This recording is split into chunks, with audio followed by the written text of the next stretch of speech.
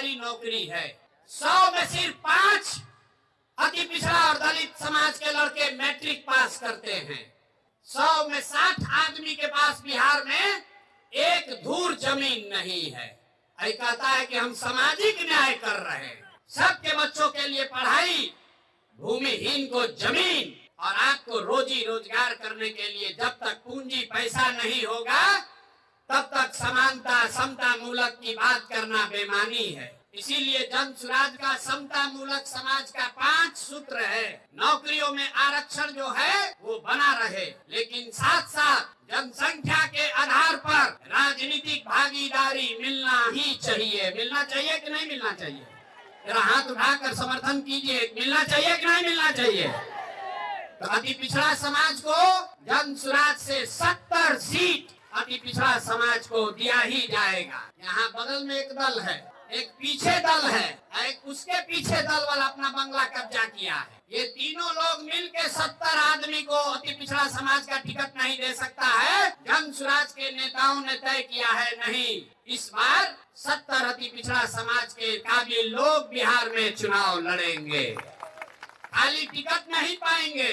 गरीब से गरीब घर का लड़का अगर उसमें काबिलियत है तो जन सुराज अपने खर्चा पर उसको चुनाव लड़ाएगा, खाली टिकट नहीं देगा। तो पहला है नौकरियों में आरक्षण बना रहे। दूसरा है जनसंख्या के आधार पर आपको राजनीतिक भागीदारी मिले।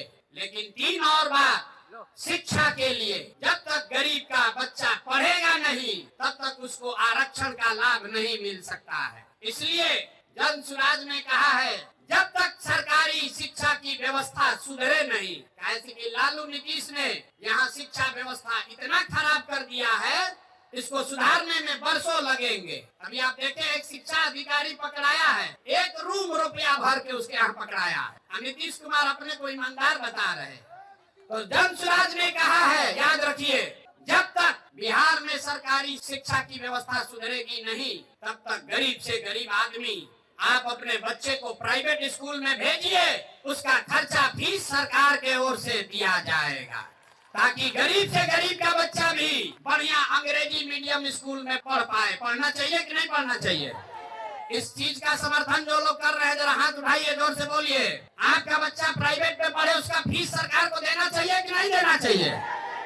खाली नेते लोग का लड़का अंग्रेजी स्कूल में पढ़ेगा, गरीब का बच्चा भी पढ़ना चाहिए। और चौथी बात है भूमि सुधार।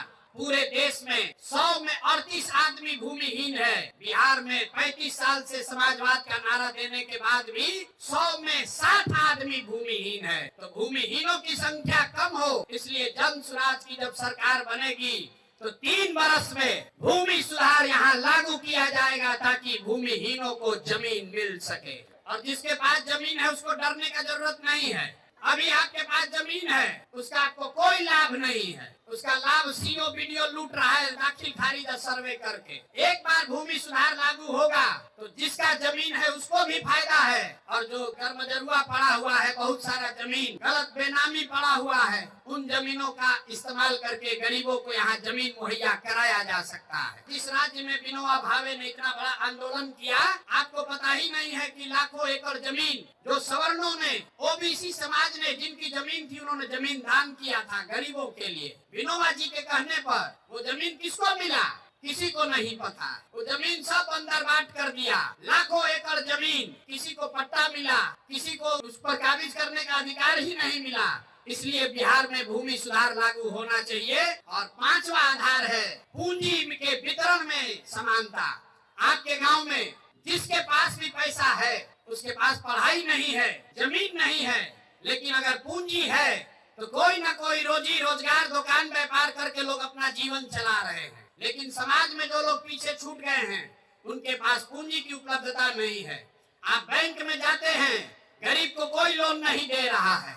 तो जन सुराज के समता मूलक समाज का 5वां आधार है पूंजी के वितरण में समानता। अगर 100 रुपया बैंक लोन दे रहा है तो उसमें समाज के जो पिछड़े वर्ग के लोग हैं, उनको उनकी संख्या के हिसाब से हक मिलना ही चाहिए।